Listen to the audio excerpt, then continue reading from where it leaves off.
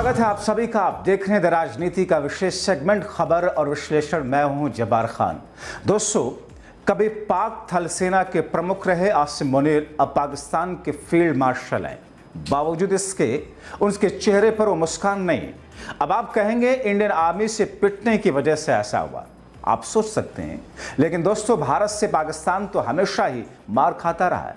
वक्त वक्त पर इंडियन आर्मी उसे पीटती रही। अब बार बार मार खाने की वजह से मुझे लगता है इसलिए चेहरे से आसिम मुनीर की मुस्कान गायब है। मुस्कुराहट इसलिए फीकी क्योंकि उनके सामने सिद्धू आ गया। अपने वाले सिद्धू नहीं दोस्तों, पाकिस्तान वाले सिद्धू। उसका इस कदर पाकिस्तान में रुतबा बढ़ा है, कहा जा रहा है फील्ड मार्शल का पद मिलने के बाद भी आसिम मुनीर मजा नहीं ले पा रहे। अब सोचिए, जिस वजह से उसने उसकी आर्मी ने आतंकियों को कश्मीर भेजा, पहलगाम में 26 निर्दोष लोगों की जाने गई, वो वजह अब मुनीर के अंत का कारण बनेगी। पाकिस्तान में तो इस बात की चर्चा मुनीर का हाल कहीं ज़ियाउल हक जैसा ना हो जाए जिसे फांसी के फंदे पर लटकाया गया था। पाकिस्तान के इतिहास में वहां के कई तानाशाहों को फांसी के फंदे पर झूलना पड़ा। दोस्तों, इंडियन आर्मी के ऑपरेशन सिंदूर के बाद पाक सेना में शक्ति संतुलन हो चुका है और इस शक्ति संतुलन के कारण आसिम मुनीर का कद आने वाले वक्त में छोटा होगा। इसके साथ अन्य के साथ भी मुनीर जैसा होगा। जी हां दोस्तों, ऑपरेशन सिंदूर से पाकिस्तान में राज करने वाली सेना में शक्ति का संतुलन बदलता दिख रहा है। दशकों बाद पहली बार ऐसा हुआ कि पाकिस्तान की वायुसेना ने थल सेना के वर्चस्व को तोड़ दिया। भारत के साथ लड़ाई में पाक थल सेना के बजाय पाकिस्तानी एयरफोर्स की भूमिका ज्यादा रही। इसमें चीन का पूरा तकनीकी सपोर्ट मिला। इसके बाद पाकिस्तान की जनता के अंदर पाक एयरफोर्स पर विश्वास बढ़ा। अब इंडियन एयरफोर्स ने भले ही उसकी पिटाई कर दी, बावजूद इसके अगर देखा जाए ऑपरेशन सिंदूर के दौरान पाक एयरफोर्स ही पाकिस्तान में लाइमलाइट में रहा। इससे पाकिस्तान के अंदर सिविल मिलिट्री बैलेंस, रणनीति कंट्रोल, संस्थागत प्रासंगिकता को लेकर बहस शुरू हो गई। रणनीतिक हलकों में माना जा रहा है कि इसी वजह से सेना प्रमुख आसिम मुनीर को अपनी सत्ता पर खतरा महसूस होने लगा। इसको देखते हुए शहबाज शरीफ ने उन्हें फील्ड मार्शल बनाकर उनका ओहदा सबसे ऊपर कर दिया। दबार की रिपोर्ट के मुताबिक भारत के हमले को रोकने में पाकिस्तान वायुसेना की भूमिका सबसे ज्यादा थी। उसी ने 7 मई को भारत के हमलों के दौरान पूरे युद्ध को संभाला। वहीं पाकिस्तानी सेना के जमीन पर एयर डिफेंस सिस्टम नाकारा साबित हुए। भारत की ओर से आ रहे खतरों के बारे में सेना को पाकिस्तानी वायुसेना ने ही बताया। इससे मुनीर सेना की भूमिका बहुत कम रह गई। भारत के साथ जंग में ऐसा पहली बार हुआ जब पाकिस्तानी सेना पर पाकिस्तान की वायुसेना भारी पड़ी। इससे पाकिस्तानी वायुसेना की विदेशी पर्यवेक्षकों, पाकिस्तान के सिविल मिलिट्री तबके और जनता की ओर से उसकी जमकर तारीफ की जा रही। पाकिस्तान में दशकों से थल सेना प्रमुख ही असल शासक होता है। रक्षा विशेषज्ञों और पाकिस्तान पर करीबी नजर रखने वालों का मानना है कि जनरल आसिम मुनीर को इसी वजह से फील्ड मार्शल बनाकर 5 स्टार जनरल बना दिया गया। इससे एक बार फिर से पाकिस्तान में थल सेना को सुप्रीम बनाने की कोशिश की गई।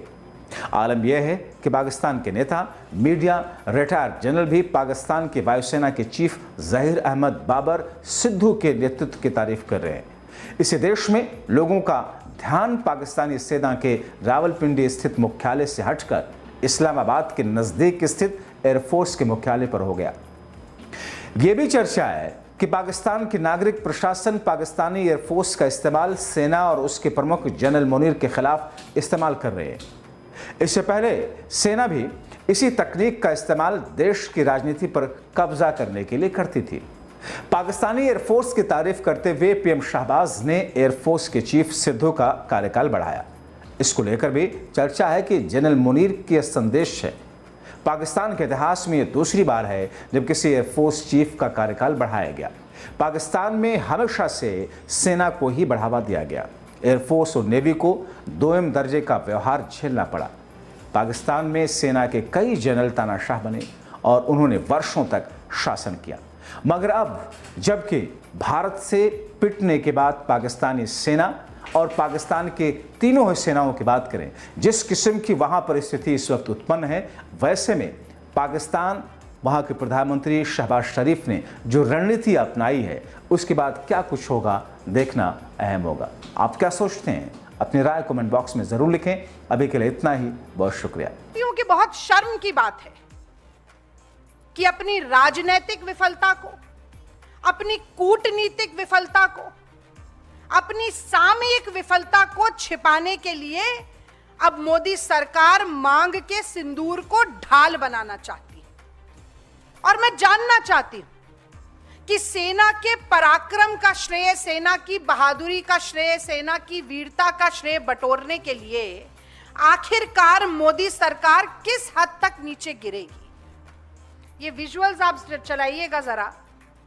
देखिए ट्रेन की टिकट पर ऑपरेशन सिंदूर के साथ मोदी जी की फोटो, तमाम बड़े बड़े होर्डिंग में, पोस्टर में, बैनर पे, हर पेट्रोल पंप पे, देश के हर प्रांत, हर जिले, हर नुक्कड़, हर गली, हर मोहल्ले में ऐसे बड़े बड़े होर्डिंग लगाकर ऑपरेशन सिंदूर के साथ अपनी फोटो चिपकाने से शायद मोदी जी का मन नहीं भरा।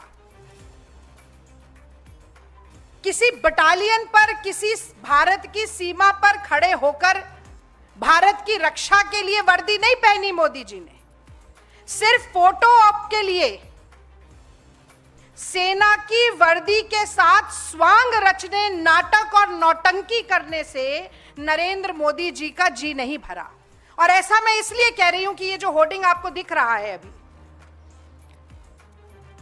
इसमें विंग कमांडर व्योमिका सिंह की फोटो नहीं है, इसमें कर्नल सोफिया कुरैशी की भी तस्वीर नहीं है, इसमें हमारी जल थल वायु सेना के चीफ की भी फोटो नहीं है, केवल नरेंद्र मोदी जी की फोटो है। तो ये सब करके मोदी जी का जी नहीं भरा कि अब वो कह रहे हैं कि मैं घर घर जाकर सिंदूर वितरण कार्यक्रम करने वाला हूं। और तो और जब ऐसे निकलते हैं मोदी जी, अभी गुजरात में निकले, बोले पुष्प वर्षा करिए मेरे ऊपर। जब निकल रहे हैं हाथ हिलाते हुए श्रेय बटोरने के लिए, कोई सेना का जवान उनके साथ नहीं खड़ा है जिसके लिए तालियां बज रही हैं। जो नाम मैंने लिए उनमें से एक व्यक्ति उनके साथ नहीं खड़ा है जिसके लिए पुष्प वर्षा हो रही है। बल्कि गुजरात में स्थानीय जिले का कलेक्टर जाता है, बात करता है सोफिया कुरैशी के परिवार से और उस जाबाज बेटी के परिवार को कहता है कि आप भी खड़े हो जाइए लाइन में और मोदी जी के ऊपर पुष्प वर्षा कीजिए। पुष्प वर्षा, इससे ज्यादा शर्मसार होने की बात कोई नहीं हो सकती। और सियासत किस तरह की है कि सिंदूर बटेगा और किस दिन से शुरू होगा? कोई एयरफोर्स डे से शुरू नहीं कर रहे हैं, या मानेकशॉ जी का इतना नाम आजकल याद आ रहा है भारतीय जनता पार्टी को, उनके जन्म दिवस से शुरू नहीं कर रहे हैं। शुरू करेंगे 9 जून से, जिस दिन नरेंद्र मोदी जी ने तीसरी बार प्रधानमंत्री पद की शपथ ली थी। इससे ज्यादा सिंदूर की ऊपर राजनीति का घटिया और बेहुदा उदाहरण आपको नहीं मिल सकता।